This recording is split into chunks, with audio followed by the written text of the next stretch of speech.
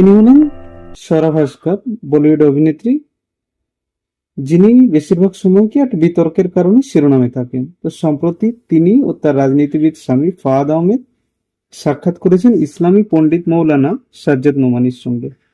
তবে এই সাক্ষাৎ সোশ্যাল মিডিয়ায় একটা ব্যাপক বিতর্ক বা ডিবেট তৈরি করেছে। গত শনিবার স্বরা ও ফাহাদ মৌলানা সাজ্জাদ নোমানীর অফিসে তাকে সাক্ষাৎ করতে যান। ফাহাদ এই সাক্ষাতের ছবি পোস্ট করে লেখেন, মৌলানা সাজ্জাদ নোমানীর সেবায় যিনি আমাদের প্রচুর আশীর্বাদ দিয়েছেন। স্বরা ভাস্কর ঐতিহ্যবাহী পিচ রঙের সালোয়ার কামিজে ও মাথায় ওড়না জড়িয়েছিলেন, আর ফাহাদ ছিলেন সাদা কুর্তা পাজামায়। কিন্তু এই ছবি ভাইরাল হওয়ার পর থেকে স্বরা ভাস্করকে নিয়ে শুরু হয়েছে সমালোচনার ঝড়। নেটিজনদের মতে মৌলানা সাজ্জাদ নোমানী এমন একজন বিতর্কিত ব্যক্তিত্ব যিনি মেয়েদের শিক্ষা নিয়ে নেতিবাচক মত প্রকাশ করেন। তার মতে